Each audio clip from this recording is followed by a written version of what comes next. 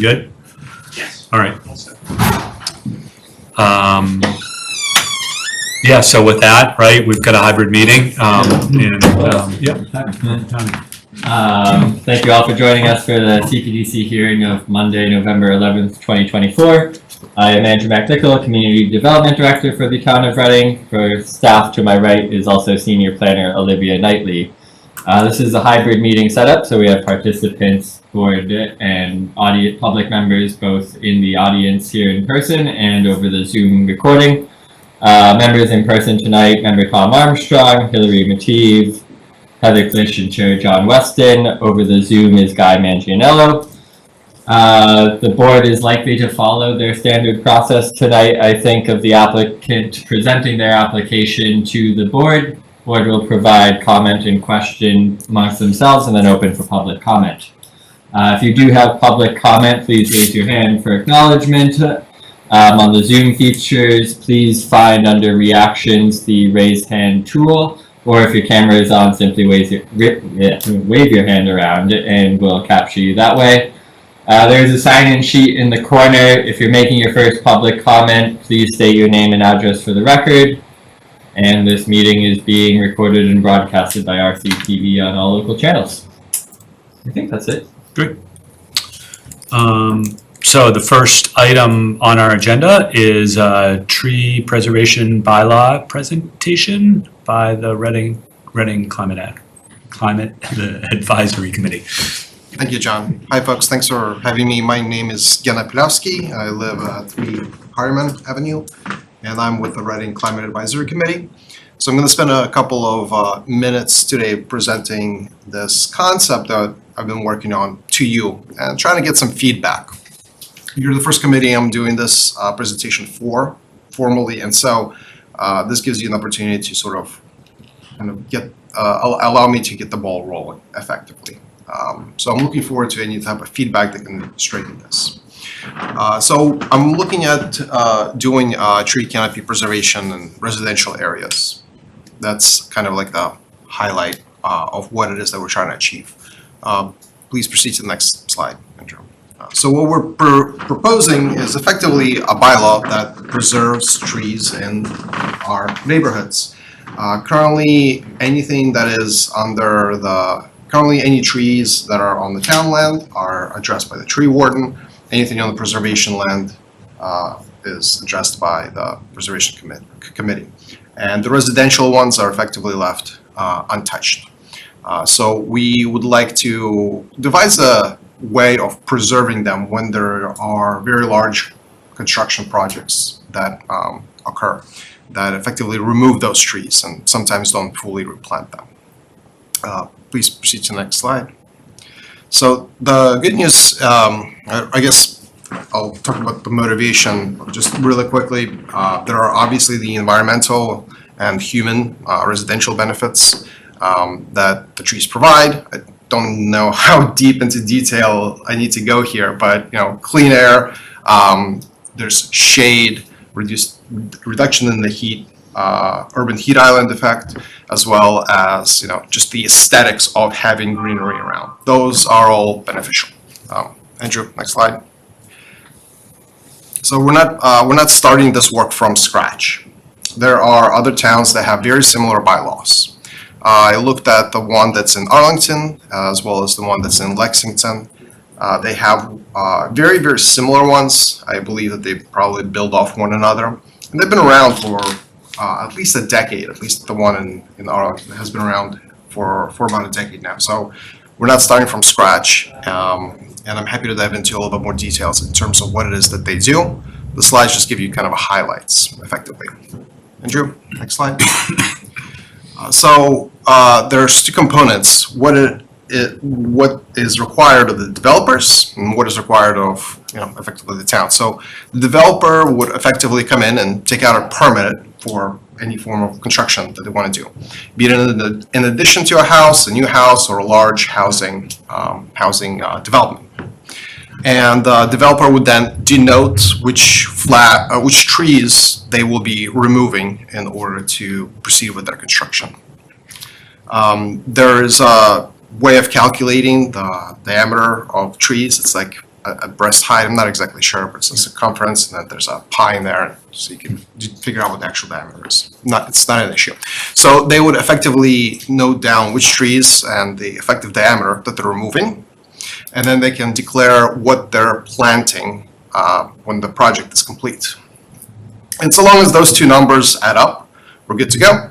If there's a discrepancy there, if there's a lack of trees being introduced after the project has been completed, then the developer can provide the town with some monetary compensation. So then the tree warden can use that to plant or maintain trees within that neighborhood. Okay? So effectively, the developer would then just return the form and any form of compensation that needs to be made based on the difference in the tree diameter. Andrew, next slide. So for us, we would, as in us being the town, we would need to provide the developer with an appropriate form. What that form looks like is TBD. We acknowledge that the form has been received when the developer returns it, along with other construction plans. We can then rely on tree warden or conservation committee who already do very, very similar type of work. And we would be looking for them to sort of audit the site, if you will, not necessarily require it, but audit if there is, there's a little bit of if they have a little bit of free time. I do not want to overburden our DPW staff right now. And then the tree warden can use those funds to effectively plant replacement trees within, let's say, a quarter-mile radius of where they've been removed. A lot of these things are, flexible. We can change these.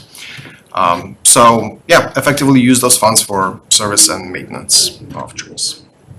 Andrew, next slide. So engagement is going to be summarized on this slide, and is going to be evolving as I progress in this endeavor. So right now, I have spoken with the conservation committee members indirectly just to get onto their schedule, and they're open to it. So I will be speaking with them in following weeks or months as we progress. I've spoken with the tree warden on the telephone to get some feedback from him. I'm speaking with you folks right now, Cpdc. The select board, I've requested some time to give a presentation there. And they had preliminary discussions with the town manager as well as some other staff. The developers, that's something I'm actually looking to engage more on. I have some secondhand accounts, but I'm hoping that this committee can kind of provide me some guidance or maybe put me in touch with a few more developers, because I'm actually lacking in ways of reaching out to those folks right now.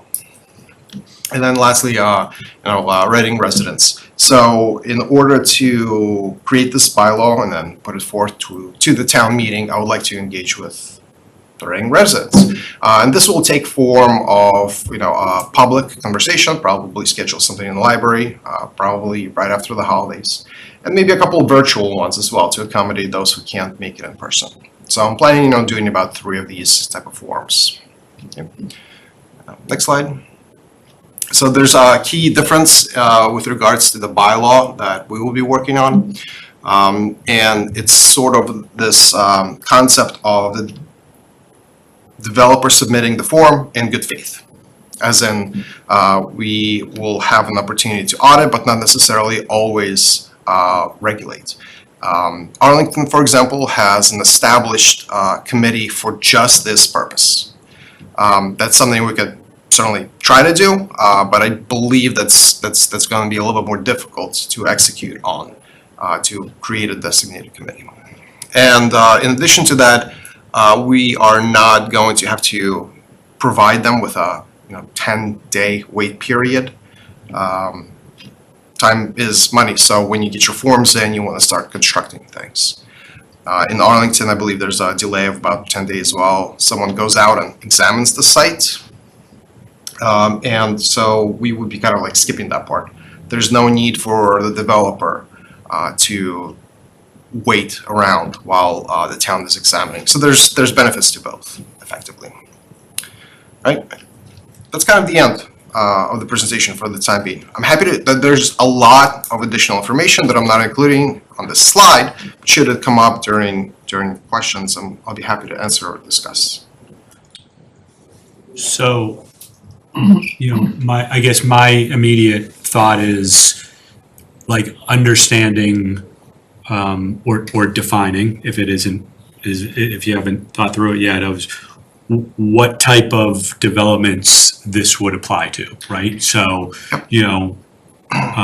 right, because that goes to what process the development or the change goes through, who it is, 10 days, maybe that doesn't matter, right? If they're going through site plan review, right? Like, yeah, there would be time because it takes more than that, it takes longer than that.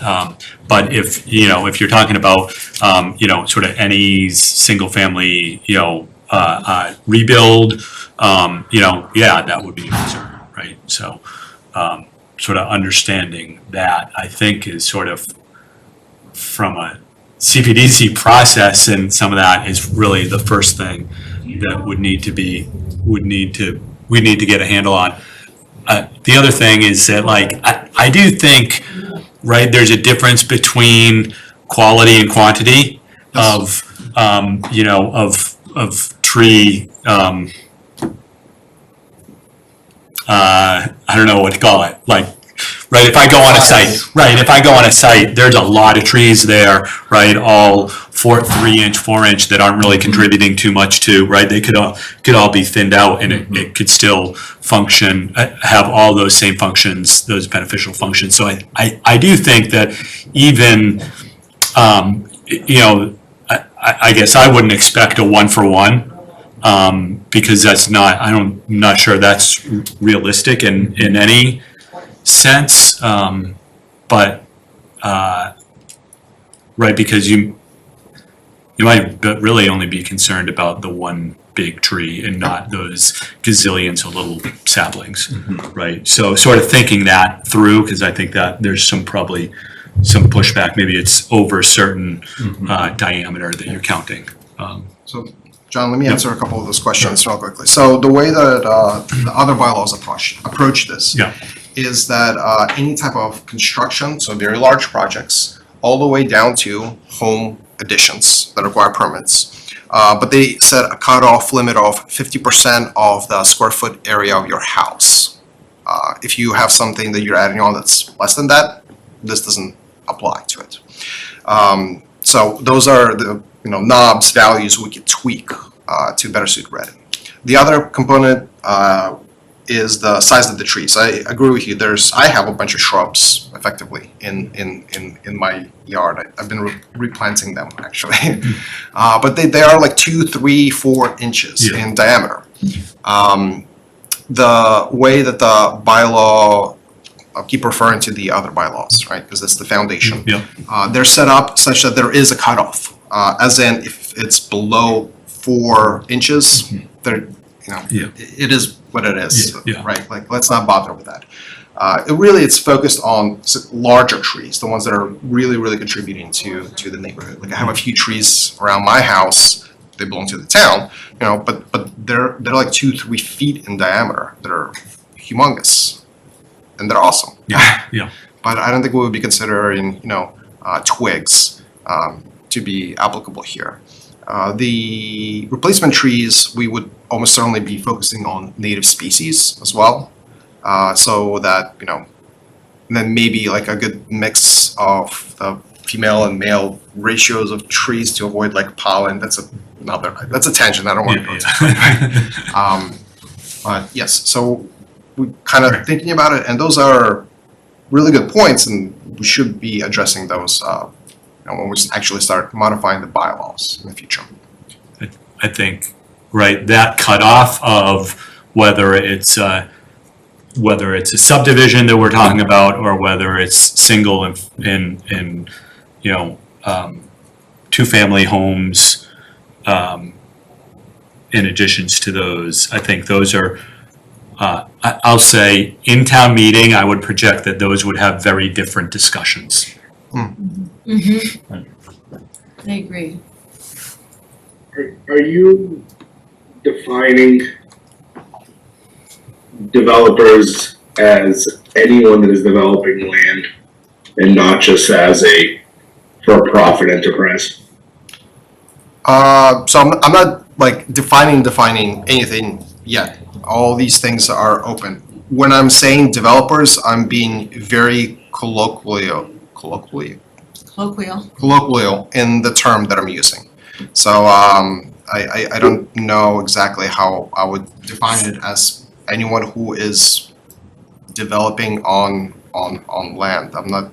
Well, So- the way that you just defined it, or the example that you just gave, and I think you said, what was it, Arlington's bylaw? I don't know which bylaw it was.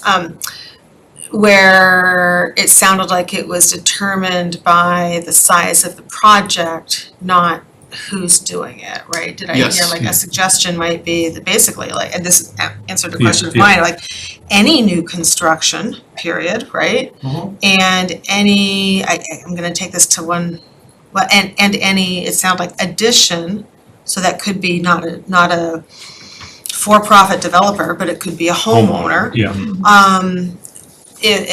And an example might be over a certain percentage of the existing footprint. Yeah, I thank So you, does- Heather. Guy, does that answer your question, that it's not necessarily who's developing, but just defined by the project? Yeah, no, Who's building? that's kind of what I think. Yeah. That's kind of what I gathered from his explanation. So I just wanted to clarify that point. And I, just if you're looking for feedback, maybe the town of Linfield does something similar to this as well. That you could look at. I think it's an interesting thought. I don't know how receptive people will be to adding another prescription for what they can and can't do with their own land. But, I think if it's something within the bounds of conservation, we have safeguards in for that type of activity. But, the street trees are protected as it is. But I do think it's warrants a conversation for sure. Absolutely. And look, if you have anyone like a developer, including yourself, I'm more than happy to sit down and have a discussion about this and see what type of improvements I can make, such that it is, effectively a good bylaw. I know at this board, right, we've had discussions about those bigger, sort of subdivision, even small subdivisions, right? About how much tree clearing there has to be, right? It guaranteed every subdivision that we see, it comes up as a public talking point, part of the neighbors' concerns. So I guess I can see having a robust conversation about that. I'll just be honest, I think going down to the single family home level of, even if you're putting a pretty sizable addition on, I think that gets into an area I don't know if this town would have that appetite. I'm going to I not counter entirely, but I think the resident discussion would be really interesting, because I'm not entirely sure. I think there'll be people, certainly Yeah. people who have done additions or are planning additions may feel one way, and I anecdotally kind of hear enough also of people saying, oh, what a shame, isn't there anything you can do about somebody else's property? Right, about someone else's property. And I anticipate it will be an interesting conversation, especially if it starts from a perspective of not being wed to anything. And I guess what I was bringing up is, I think those are two different, to some degree, those will spur two different sets of conversations. Yeah. Right, the one of the smaller, right, single family home or two family home versus a subdivision. Or so, something that goes through site plan review. Right. Um, Yeah, just some notes on that. At least on the staff side, we would see this applying to non-conservation buffer trees if it were to move forward. Those have their own regulations and replacements. Site plan review currently does not have a replacement count for trees, but we do have standards of trees to be planted that you might wish to mimic.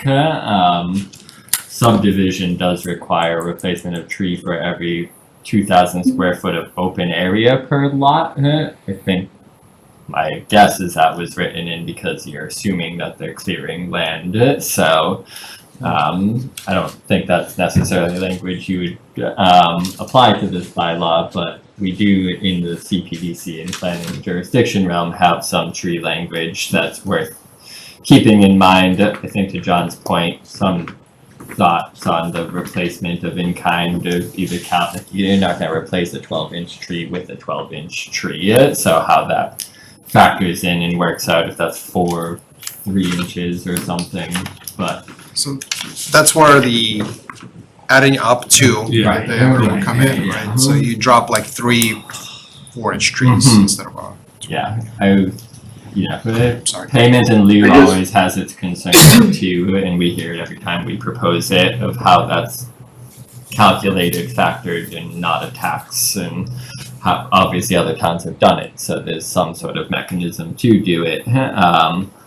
There are also non-building permit trees removed across town, whether somebody just wants to remove a tree, emergency trees, or other that we certainly wouldn't probably be able to track in this instance, but maybe we would. So all of that, I would say, talking to Lexington, Arlington, or Linfield and just finding the pros and cons too, probably worth at least some conversations with them, which we can help explore if needed.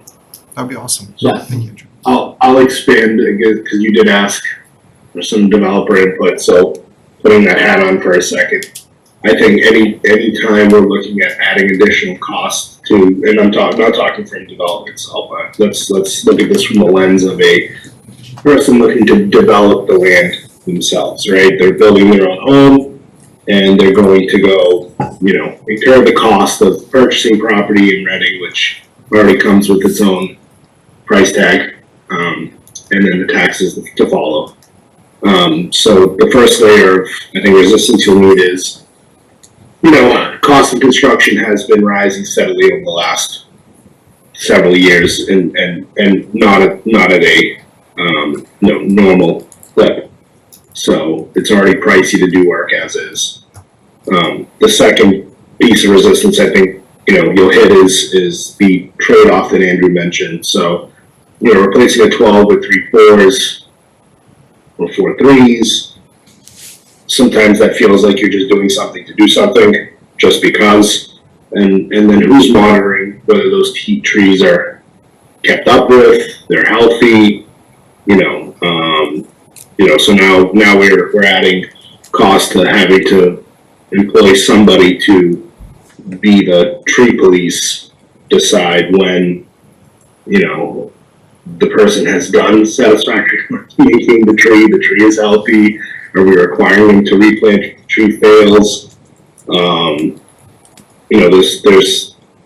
There's that piece of it as well, so I get the point of it. I think it belongs in development as much as, like, sometimes we get frustrated with it, right? I've got a 5,000 square foot postage stamp in Somerville that I'm building on, and I've got a $5,000 landscape architectural plan to plant grass and more shrubs than should ever be in that piece of land. But that's it is what it is. So I don't know necessarily if it makes sense to go down to the individual homeowner. I think that might be an overreach, in my own opinion. I do think that subdivisions and developments of kind should have landscaping plans. I think that's warranted. So I think there's a place for it. Like I said, it warrants a conversation, but if you're looking for some semi-solicited feedback, there it is right there for me. Always. I think it's a great thought, and I understand where it's coming from. So thanks for putting that together. Appreciate it, and we'll work on, addressing some of the points that you brought up over the course of upcoming months. Yeah, I'm not in a rush to wrap this up, so I appreciate the feedback. I've got just a few comments, and these are just random, not how I would go, but I will tell you, 4 3-inch trees or whatever does not equal a 12-inch diameter. Just an observation. Your replacement to naturally occurring in Reading, nah, I don't like that. I've planted a Kuza dogwood in my own yard, and I doubt that that's naturally occurring in Reading, but does provide some nice flowering, so you need to think about that. Let's see. The biggest thing I'm concerned about the local residents, well, one, I've seen 12 inches as opposed to your 4. It doesn't matter. But I think you've got to watch out on the individual residents where taking down a tree could fall on another person's property. I think that's one area you got to watch out on. And how you handle that, I don't know. But follow the KISS principle. Keep it simple. Yeah, Not complicated. No more than 2 pages at most. we'll certainly do that. This should not apply to, if you want to plant any kind of tree that you want, you're still allowed to. And if you want to remove any kind of tree that you want, because you want to make, I don't know, because you hate trees or Well, yeah, there was just the word naturally occurring trees. native, yes. Native. So for the replacement program, we would encourage planting native trees. You're not prevented from planting additional trees that are not native. But those are the details we're going Okay, to work on. those are just some additional comments. Thank you. I think you guys All right. covered All right. a lot of anything I could say. All right. I do want to second the kind of discussion of monitoring the tree health and, what is considered replaced and when does that end? And Yeah. just to add to, like, if that's a town tree that they end up planting or getting funds and then plant, like, we, I assume, would own the warranty and replacement of that tree and how that all gets factored into any type of costs or anything maintenance-wise like that. So I don't know if that comes up or not with the tree warden, but just to keep in mind.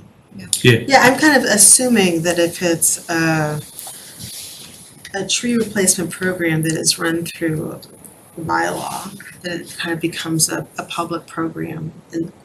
And I guess I'd be curious about Arlington and Lexington, the replacement trees, if they are done then through the town, that they would be somewhere where they are also then town property and under town care. Right, which is. But I realize that may be a gross assumption. That would be a pretty creative program to say, oh, we're gonna plant on somebody else's private land, but that would be good to,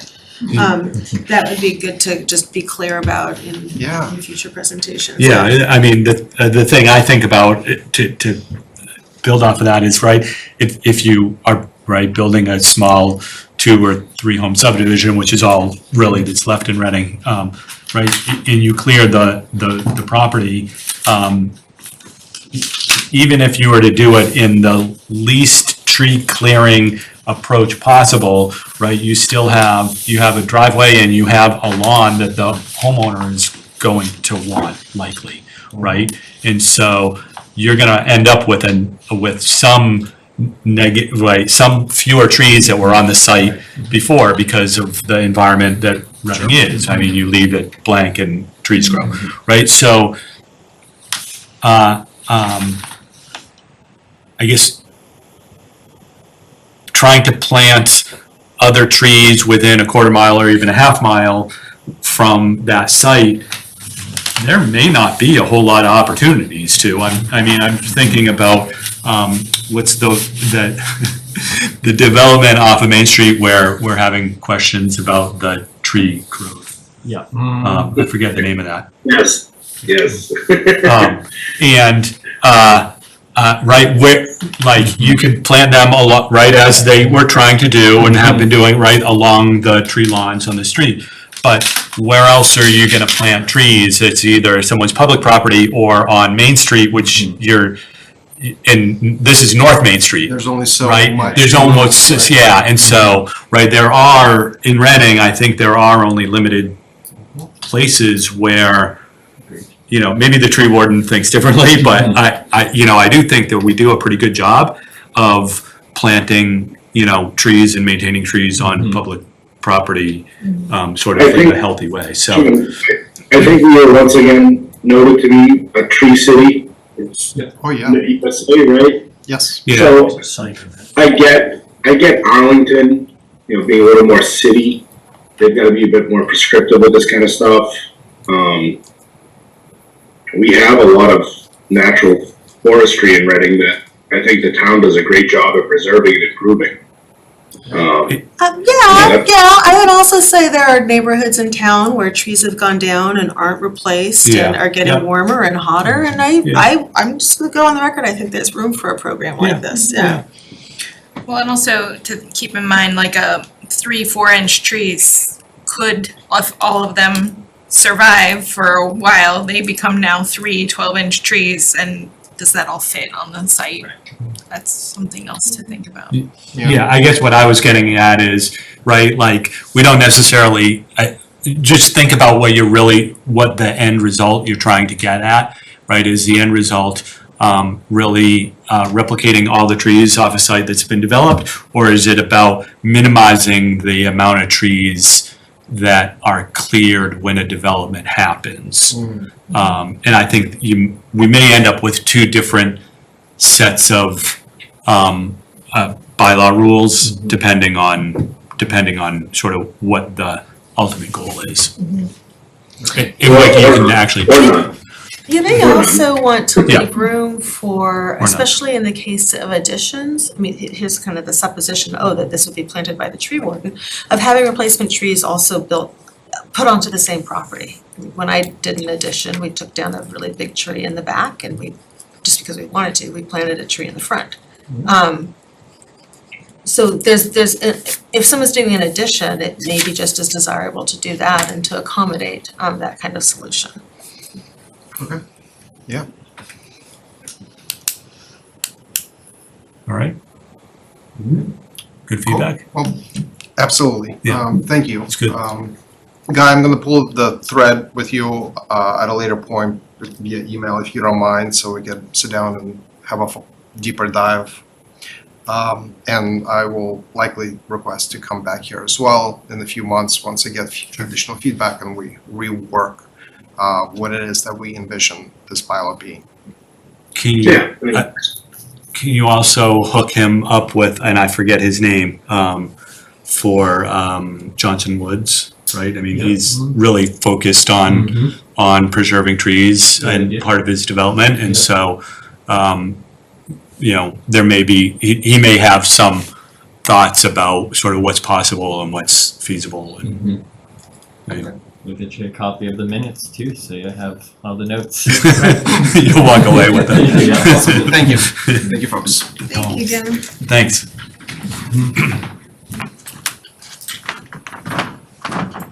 All right. Next item on the agenda is continued public hearing for a special permit and site plan review of mixed use at 346, 348 Main Street. May I? Yep, please do.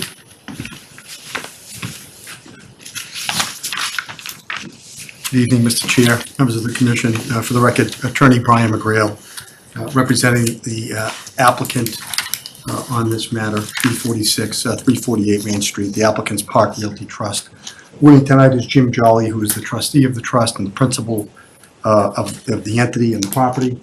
Peter Sandors from Phoenix Architects, who is our architect, and also Chris York from GPI, who was our site civil engineer. What I'd like to do, if you'd allow, Mr. Chair, tonight is present some highlights of the site plan changes that we've done to date, kind of from 30,000 foot level. Sure. Then I'd like Peter Sandors to just kind of refresh the commission's memory on the architectural design of the building and to show a couple changes that have been made on the architectural. And then I'd like to discuss how our project is in sync with the South Main Street design best practices. That was brought up at the commission's meeting last time, and we worked on that at the beginning, and I believe we are very much in sync with that. And I'd like to go through that in a little bit of detail, if that's okay with you. So with that said, the site plan has been updated to address items raised by the administrative staff and also by the Cpdc. It's still under review and it's somewhat of a work in progress. As a matter of fact, we received the correspondence from the town engineer, Ryan Percival, late this afternoon, which you probably did too, with all good comments, and we plan on addressing those comments as we go forward. I think some of them we have already addressed, but we'll certainly work with Andrew and Olivia with the administrative staff to make sure that all concerns are addressed. As far as some of the updates, we've done some work on the dumpster layout. My client has had an opportunity to speak to a couple of refuse companies on how they can work and how they can pick up. So right now, at this point, we're planning on having an 8-yard dumpster set at an angle so the truck can open the gates and pull right in. We'd also have a 3x6 plastic container on wheels if needed and deal with a recycle program as well. Where in your diagram is the dumpster going to be now? Can you help with this? There? Okay, no, I see, that's where it's going to be. Yeah, in the right spot. Okay. It's just been angled. We also have added an area next to the dumpster for an EV scooter enclosure. That was one of the requests of the fire department. The electric scooters, to try to keep them outside of the building when they're charging, just for a fire hazard. We've added a third parking space on Park Ave, and that will be utilized for loading in another EV parking area with a charger. We've also shifted the parking spaces further into our site to widen the travel lane on Park Avenue. And all this will be finalized. I'm sure there's going to be another plan that once we work with Andrew and staff on further changes. And then we've also provided turning templates to show the movement on Park Ave and for the fire department and the car movements in and out of spaces, which we believe are addressed. That was an additional comment from Brian Percival. He wants more information on that, which we certainly will provide. We've widened the garage door. We've changed it from an 18-foot to a 22-foot wide garage door, making the two-way exit and entry movement much easier. We're adding a 6-foot vinyl privacy fence along the westerly property line, and snow storage areas have been added along the south property line in front northeast corner of the site. That was requested. And I'm sure we're going to take a deeper dive with this with the staff, and obviously will have to be signed off by them, but then finally approved by your commission once they're satisfied, because you obviously have the final say on everything. With that said, kind of that overview, if I could quickly hand it over to Mr. Sangelos to just to go through the architecturals, and I'll get into the design standards. Thank you. Evening, Peter Sandors, Phoenix Architects. Perfect. This is the basement plan, and you can see in the center where the cursor is, we've added all the utility rooms. In the previous plan, we hadn't talked about where the phones, sprinkler system, water system, all this will run into the building. So it's all happening underneath the parking level. We're also showing the elevator room there. And where the X is at the bottom of the stairs, we're showing a vertical chase that allows us to bring all of this up through the building. If you go to the next plan, which is the first floor plan, you can see that we added an electric room behind the elevator that opens into the parking garage. That's for the electric meters. The Reading Municipal Electric Company asked us to keep it not in the basement, but on the main level, which we did do. We also included the 22-foot garage door to help with the exit and egress of the building. On the next plan, which is the second floor plan, we show the chase, which is near the stairs there, and that goes up through the building. So basically, the building has remained the same except for the utilities in the basement, the electric room on the main floor, adding the chase through the building. We increased the door in our elevations of the building on the right side, and we are still in the process of working the balconies. We still would like to have them. I'm debating with Jim whether they should be inset or added on to, but we haven't made that decision yet. Still in the works. Can you go to the next slide, Andrew? I think the elevation, the rendering is at the end, so that's that's kind of the look of the building. You can see how it kind of steps back on an angle. And when we set out to design this building, we did look at the design best practices of South Main Street. And I believe that this project as designed really touches and addresses a lot of those. And I'll go through some of them. So your design standards start off by suggesting to minimize parking in the front of buildings, which is certainly accomplished here because it's on the back side of the building.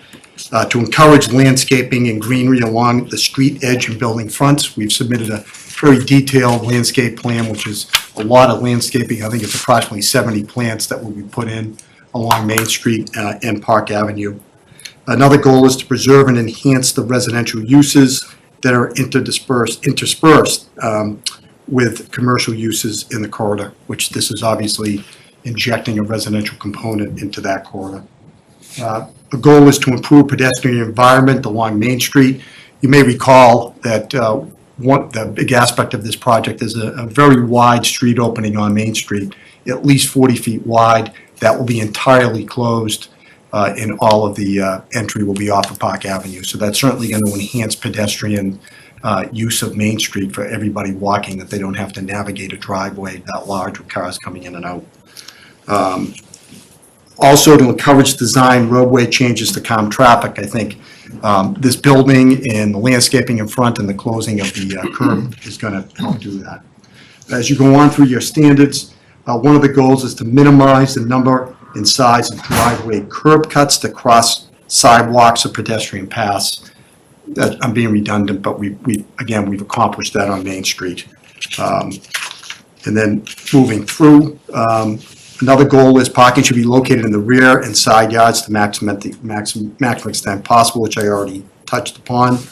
To minimize the visual impact on any structure, parking structures shall be integrated into the building, the parking structures, which this are. It's in the back of the building, and the majority of the parking is underneath. And then as far as driveways are concerned, driveways and parking access should be designed to provide only one connection to Main Street, whether shared or independent. And this really addresses that goal because it funnels everything through Park Avenue. So now anybody coming from that area is coming off of Park Avenue rather than a separate driveway that might be close to Park Avenue. So it really touches and meets that design standard. As far as landscaping, the installation of trees along Main Street edge as well as side streets of any properties, which I've mentioned. We don't have trees. We can look into that. We have a lot of plantings, but we're open to potentially putting trees wherever they might fit and be appropriate. So we have a landscape architect that we can look into that a little bit further. And then it talks about short native shrubbery and ground cover is encouraged to be used along the building facade, which I've mentioned we already have that, approximately 70 plants. Going forward, light fixtures should be located to respond to the anticipated use. So that's something that we're working on with a lighting consultant. We certainly would welcome feedback from the town. We don't see a lot of need for heavy lighting in this building. It's in a lit up area. We're thinking just some tasteful lighting, but we don't really want to like yell the building out. A lot of the buildings you see now have the ground light that shoots up and we don't think we really want to do that, but we're open to anything that your commission would recommend in that regard. But we do have a lighting consultant working on this issue. And then as we move on, as far as the building massing and design, the best practices reference encourage the siting and massing of buildings so they contribute to engage and enliven the public way and pedestrian space, encourage development of a gateway corridor that provides an introduction to Reading in the downtown district. I think this building really makes a statement. Peter and his associates really worked hard on this. The building steps back. It's not just a block building. It really has character, how it lines up with Park Street. It calls attention to itself. It's warm, it's welcoming. And then it says any new or reconstructed buildings are encouraged to be located as close to Main Street as permitted by zoning bylaws. It should include pedestrian uses and landscaping in front of the building. So we're obviously doing that. It's up close to Main Street with the design. And then as far as facade design, it references create building facades that engage and enliven the streetscape. Very unique building. I think this accomplishes that. And building facades and footprints should be articulated to vary the streetscape and provide visual interest and reflect the function of the space. I certainly think this building accomplishes that. This is not an inexpensive building to build, to construct. Jim has not, he's mentioned, he's gonna own this property. It's something that is gonna go on generationally for him, so he certainly, even though Peter has told him there's a significant expense to build this building with all the jogs, he's looking to do that. So I think, with that said, I think we do address quite a bit of the design best practices. What we're looking to tonight is really to get some feedback on the architecture. We're hoping that your commission is satisfied with the direction we're going in architecture. Not saying it's perfect. We'll probably have some more changes. We'll work through things, but we'd like to know kind of by and large that this works, because then that will allow us to work on some of the site civil issues that are still outstanding, to work with this design of the building, and to move it forward. But to know that kind of the architectural concept that we have is acceptable, the commission will help us move in that direction. And if not, what issues we have, so we can address them, because we're happy to do that. Sure. So, I guess it's aside from the style, right, it's a little bit hard to separate the site civil issues and some of the building issues from the building and the configuration, right? Because if the site requires something different, then it's a good chance that the configuration of the building would change, maybe dramatically, maybe not. Personally, like the facade style, like that's a whole different issue, but that's sort of, I think there's some other issues to address sort of first.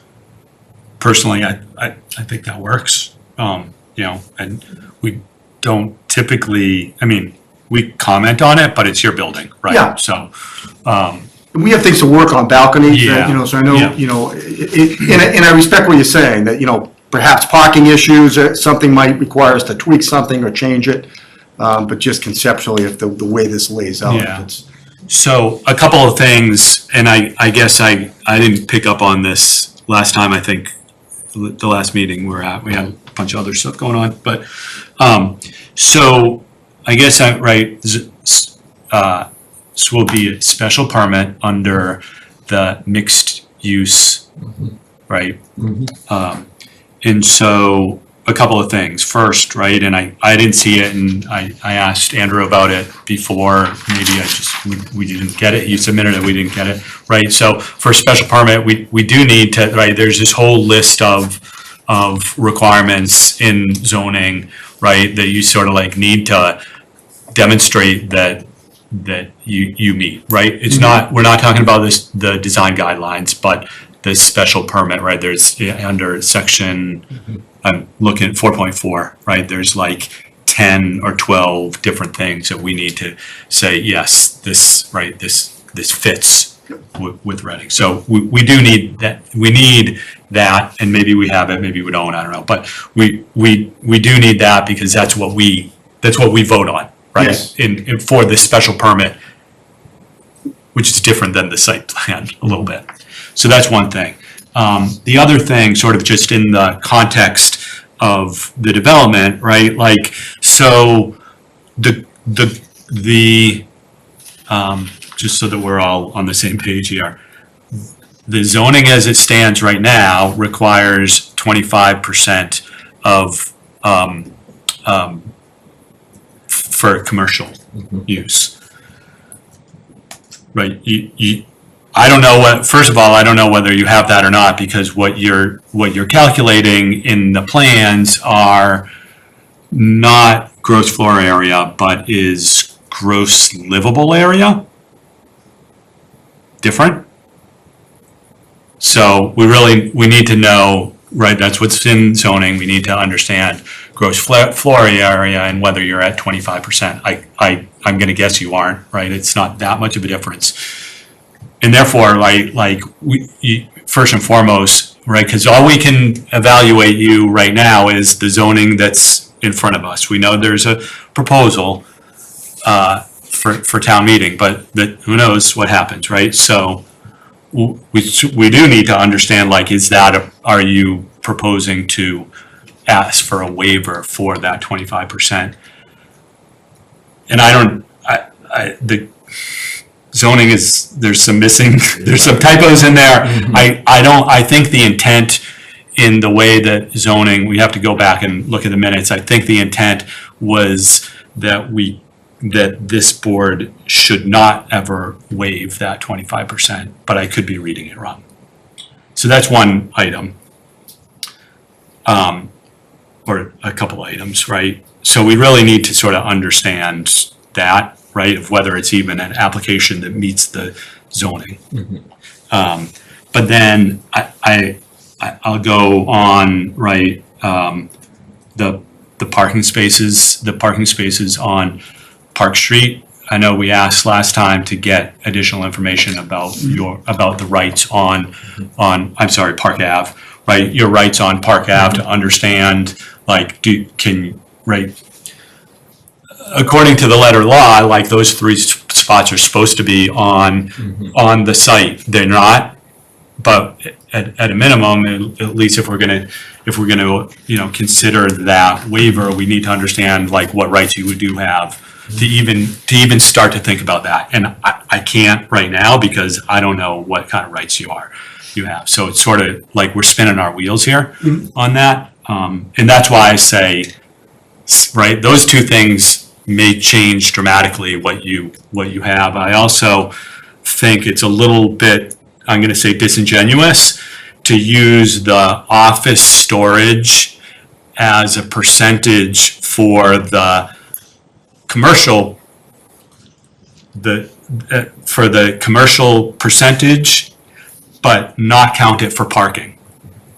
Like, you do one or the other, right? I mean, this whole zoning was sort of put together as a package, right? So, like, not with the intent, like, with the understanding of what the building envelope would be, right? And what the impacts are. And so, right, you need to decide whether that down, the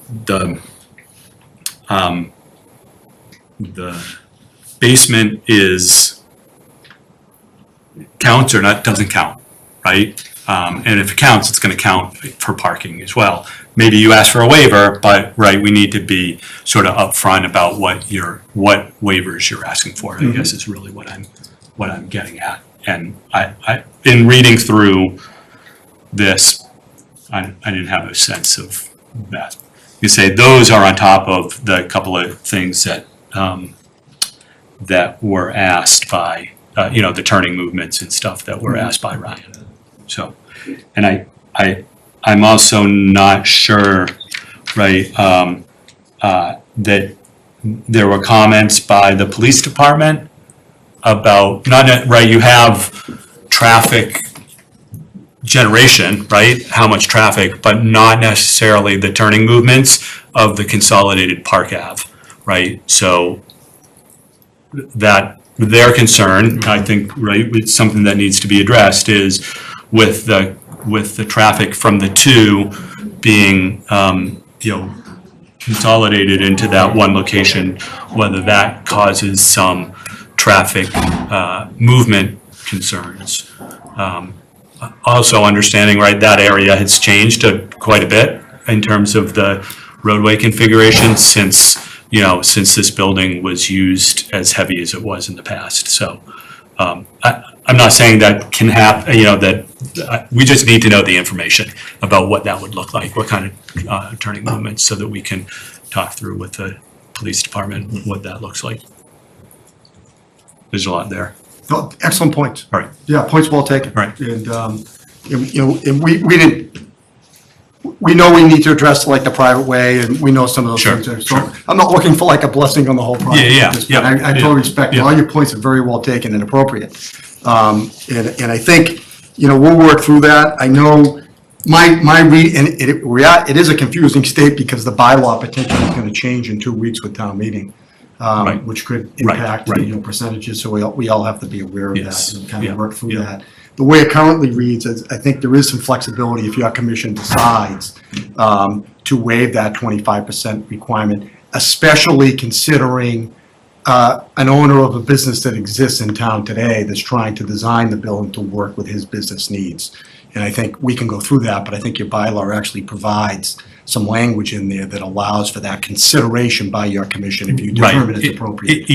And so that was my point, is we need to have, right, be clear about what waivers you're Yes. asking for, Yeah. the justification for those waivers, the justification for each of the special permit We will lay that all out. criteria, right? Because that's what we base, Yeah. sort of like, the basis of what we Our weigh. decision, Yeah. It's required. Yeah. It's required by the bylaw and the statute, I understand that. We will be prepared at the appropriate time to present those to you and hopefully, make a good presentation and arguments that we do meet those requirements. But all your points are well taken, we respectfully know that we need to address those moving forward.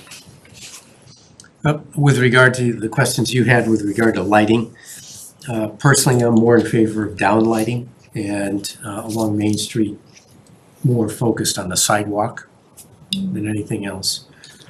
It doesn't have to be 100% illumination along there because the street lights across the way will provide lighting.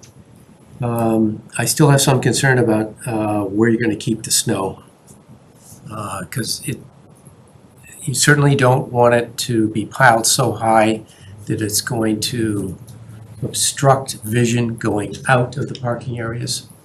And I was concerned in one of your diagrams that might be the case.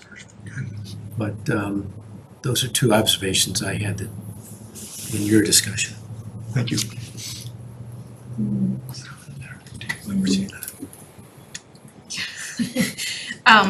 This was a question that I have, and I think John is pointing this out as well, is the elevator lobby looks quite restrictive, especially on the first floor. Entering and exiting from the traffic and from the front doors, kind of circuitous, and just concerned about that being the main lobby entry and thinking about couches and furniture trying to enter the space. So that's something that you may want to consider also with the kind of necking down of the office space that may be a conference room or whatever, but there's it looks a lot of circulation. So just something to think about as you continue your design. And then a question I had is on the balconies, to put them in versus out. The spaces are quite efficient.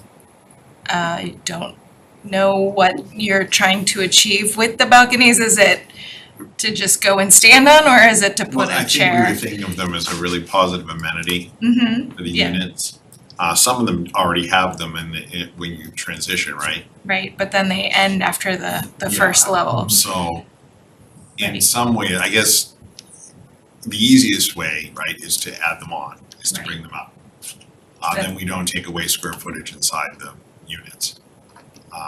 We are exploring, some of the questions you're gonna ask us, like, can we go into the private way with the balcony? Can it overhang? Can we overhang into the setback? That's what I was gonna ask, is I So- don't know that you could overhang Main Street or another property. Exactly. So that's something that you wanna consider. I appreciate you're working to step the building back along that angle. Yeah. And another question I had is, additive balconies on the dormers might be like, in conflict with the dormer. True. Yeah. 100%. We talked about that. 'Cause you actually have to cut the roof system back Right, to get it to work Yeah. properly. So Yeah. we're having those exact same discussions, yeah. right. Is it a covered space or something? So, Yeah.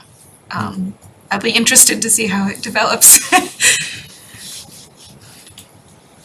I don't have much more to add. I mean, I know that, I am, where they can fit easily, I'm oftentimes am a fan of some sort of way for the residents to get outside, because I mean, just like for a breath of fresh air. I also, I am not an architect, but I'm looking at this and I don't know exactly how they would fit while accommodating the units that you have there. I do like how you have along Main Street set it at an angle. I think that adds Yeah. variation. The long flat side, along Park Street is like, but I know it's facing another long flat side of the adjacent building.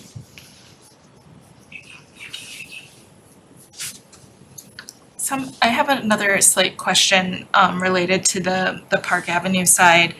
And this may just be how the drawings are coming through and understanding how the lower floor, is it set back? It's the location of the windows versus the cornice that you have on that first floor is a little, We've done this before, but the cornice is out and the windows go behind. okay. So there's a distance in there. That's what I'm not seeing, And- reading, and yeah. To your point, and we're also debating that, we've talked about in the office, should we cut the cornice at a certain point, bring it down, make it smaller on that side so the windows don't do that? Right, But we've done it many times where there's about 1.5 feet between the window and where you see the cornice. okay. I mean, depends on how you get a balcony out there. Exactly. I like that idea for bringing the light in though, and keeping the windows larger. But what is it looking at? I don't know.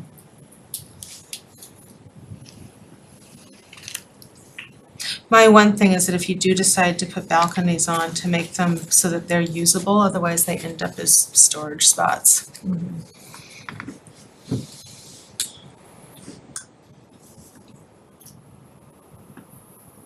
They become like a Juliet balcony, which is just. Right, Yeah. or incorporate, sure, so that you Yeah. can have like a full window and, yes, one or the other.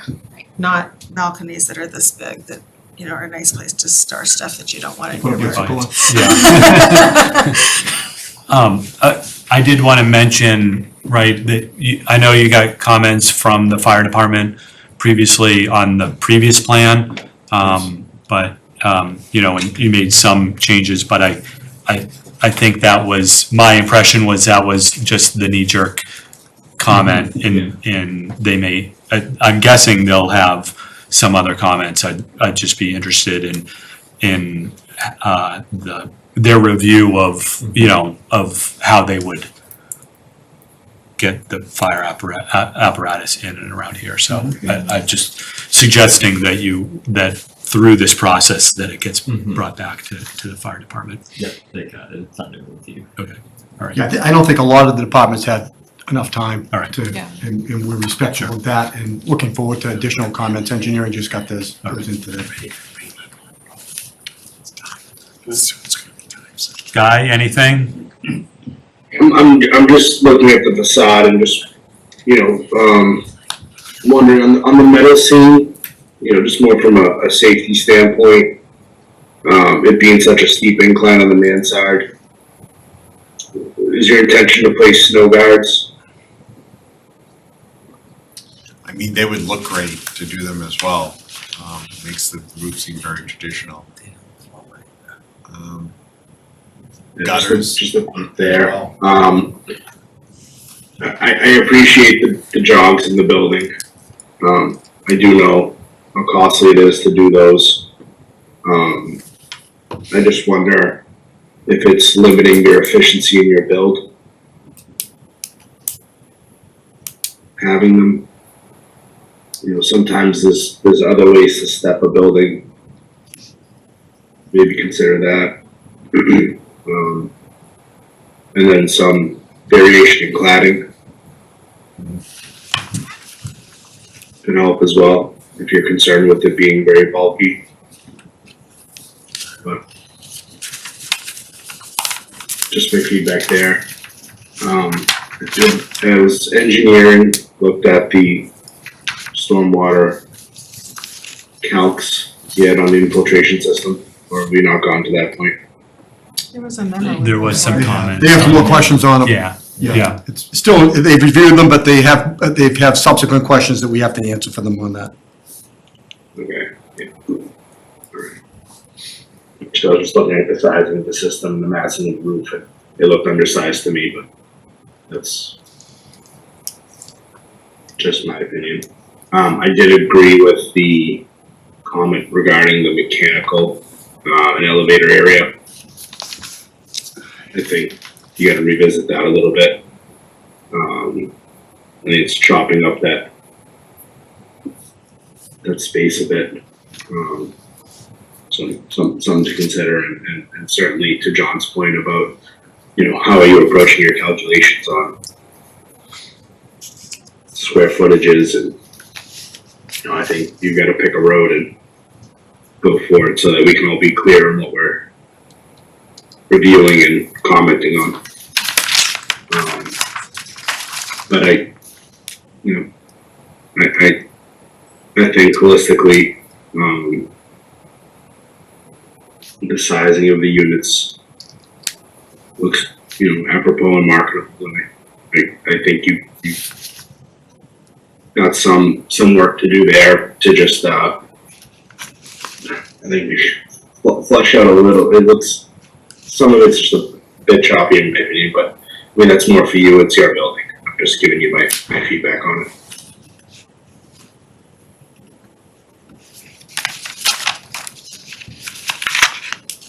I wanted to address your questions on the lighting as well. There's, I think adding information on the signage may affect how you light the building. And I second Tom's notes about the downlighting and, is it black sky or dark sky kind of lighting. So, but I do think, getting some signage in there and how you want to light that facade for your business will affect how you do the lighting in the end, so.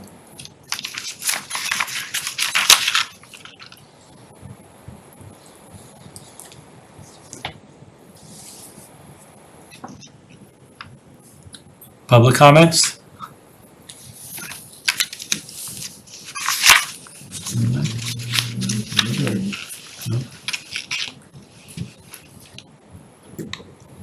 I'm just wanting not to harp on it, I mentioned it last time, but the long-term use of Park Ave, like, we're adding not just more traffic, but more pedestrians, and so keeping them safe or with better access points to the residential and train area behind it that's in close proximity. I know they can use Main Street too, but yeah, I think the town engineer mentioned drainage improvements on that private right of way if it's allowed in your rights. We might want to consider some pedestrian alternatives as well, but I know that impacts likely parking spaces on the site. So, but thinking long-term wise, pedestrian use, we got 15 units proposed here, a dozen across the street, a fourplex behind, who knows what else in the future, so that's just my long-term thought.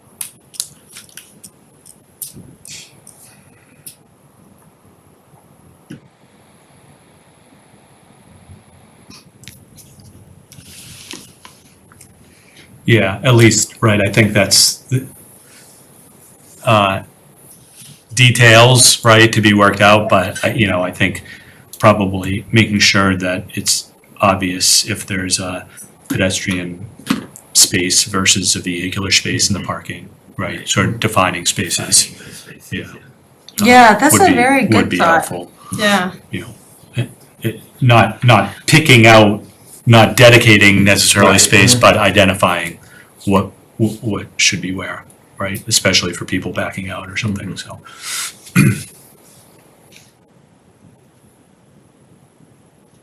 Right, perfect, right, like, textured pavement, could be a perfect. Exactly. One more comment. I see gas being nominated on the building. Is that for cooking purposes, heating purposes? What's the intended use of the gas? Peter? I mean, I would think cooking at this time, because I think heating should be all electric. And heat pumps. The light department actually recommended gas over electric at this point, but try to design in the potential for heat pumps later. Because we have gas to the site already.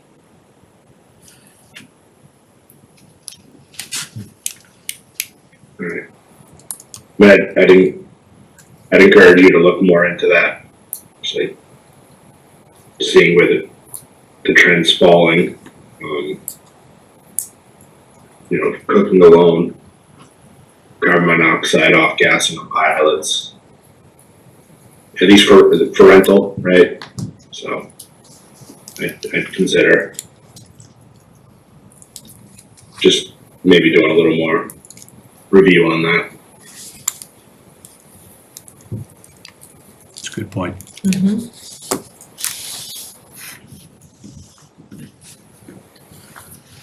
All right. Right, I think you got some Yeah, some great feedback, all right? great Good, feedback. good. Very much appreciated, and we do have, homework to do here, which we will.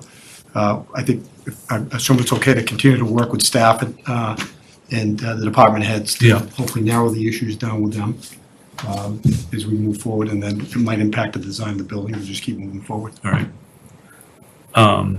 So in terms of timing, I guess, yeah, what's our next meeting? Would you be able, are you in a place to do that? And I guess, right, we also don't want to overload if we have what our next meeting looks like. December 9th is pretty open right now. So if that works for you, revisions and submittals 10 days in advance. Obviously, there's holidays in between all of that time period. Seems pretty quick. We could, it seems quick to me, if we could Yeah. book that, but anticipate that we might send a letter Right. to continue. Okay, I don't want to come back and keep spinning our Yeah, wheels here. yeah. I think it's more prudent to get stuff done with the administrative staff on a lot of these outstanding issues, to bring back some meat on the bone for the commission versus just kind of rehashing Yeah. the issues Yeah. over and over I would again agree. until we have some solutions. So if we could put it for the 9th, but I think we all know that might be unlikely, especially with the holiday. All right. And then we would just send a letter. And I don't think there's any, you don't have any constructive grant issues here with the special permit. You don't need any extensions from us. I don't think so. I don't think at this time, but if we run into that need. If you run into the need, you let me know. Yeah, We're happy to cooperate and send you a letter in that regard, Andrew. I want to go on the record on that. But I don't think there is any. okay. But if you determine that there are, Mhm. just let me know and I'll appropriately extend so we don't run into a constructive grant issue. Great.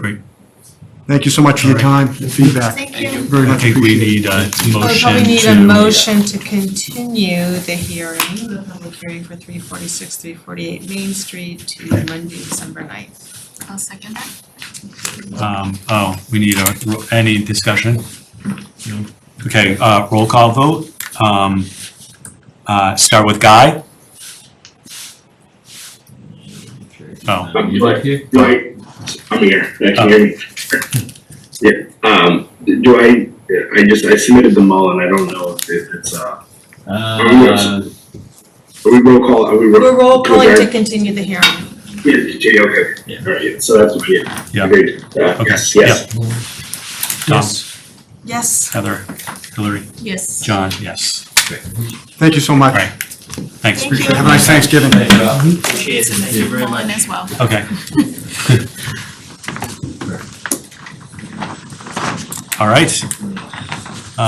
Let's see, where are we here? We now have, there's just the continued public hearing Oh, yeah.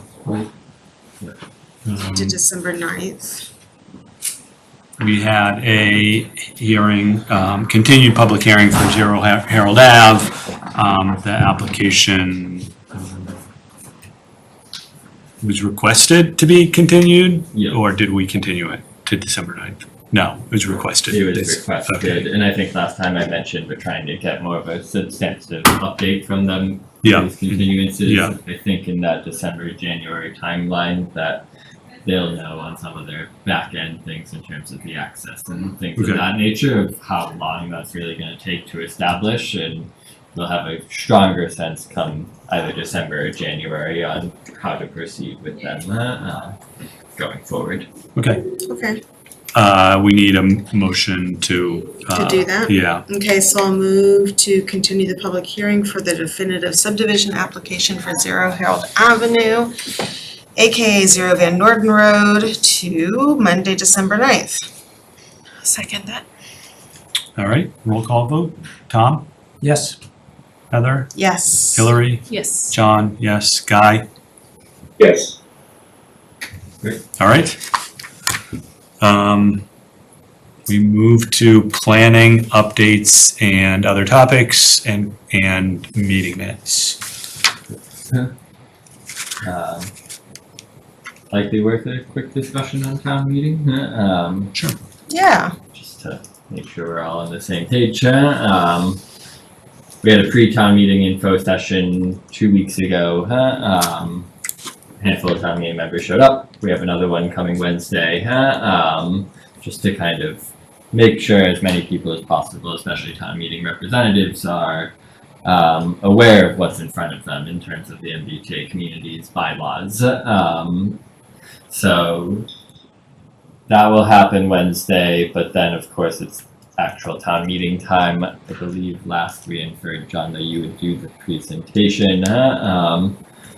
At the current state, I don't expect this to be discussed on the first night of town meeting, like more likely the second, if not later, for that. So we'd love to probably, I think, parse down the presentation that we're giving this week and this week. So if you have any comments on it, just let us know. And that goes for the whole board too. We're adjusting based on the comments we got from that meeting, but I think for town meeting, I don't know if we want as many slides, if you want less slides, what makes sense. So just as we get a little closer, if you have any thoughts or needs there, let us know. I know giving someone else's slides is always. All right. So those that are going to or have been participating in that discussion, if you haven't seen the presentation, maybe you can reach out and ask for it. Yes. So, I should be there Wednesday. I can't Right. attend this Wednesday, I looked at the last one. Yeah, and we'll post it on our website too if we haven't already Oh, after okay. this last. Oh, it is- meeting. it is So, posted. I don't know if it's posted yet, as we Okay. make some edits for Okay. this one, but that final version will be posted by Thursday. Right. So that was really kind of it for Okay. the meeting. I'm sure, we're gonna chat with the moderator and try to run through some of the logistics on how to proceed with the conversations, votes, etc.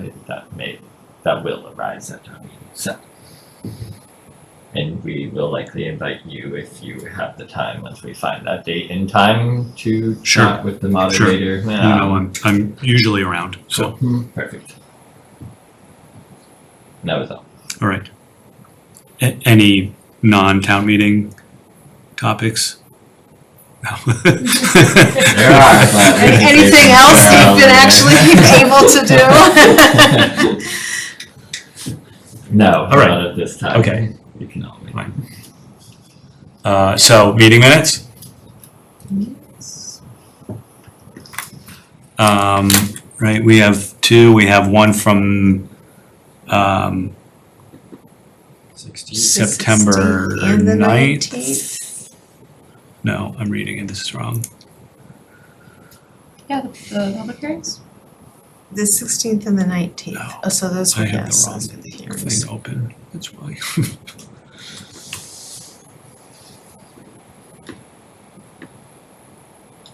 I think one's October 7th. Those did not make it into the folder in time, but Okay, next time. the agenda, but not quite done, right?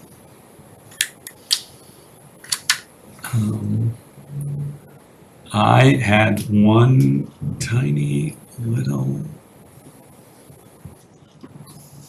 This is on the 19th. You're missing a G. Okay. Page 2. Okay. The third paragraph, the third line, parking is missing a G. Working is missing a G. Thank you. That is all that is it. That is it. That's all I saw. All right. The minutes have been very good. Yes. Appreciate it. Those public hearings were a doozy.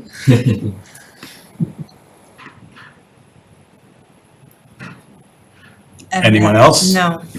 All right. Shall I move to approve the minutes from September 16th, 2024? Well, Or do you want to, does anyone have any on the, or you want to oh, do that it was on together? the, 16? that was the 19th that I had the comment on. Oh, okay. I don't know if anyone has any comments on the 16th or 19th. Let's do them. We could do them Together. both together. No other comments? All right, so I'll move to approve the minutes from September 16th and September 19th, 2024. One second. All right, roll call vote. Tom, Approved, yes. Heather, Yes. Hillary, Yes. John, yes, Guy. Yes. All right. Just one more? Motion to adjourn. A motion to, a second. All right, all those in favor? Yay, us. Yep, all right. Thank you, Guy. Thanks, Guy. Yep. You guys. The kids are gonna be bummed at home early. Go to school tomorrow, they're like 11 o'clock.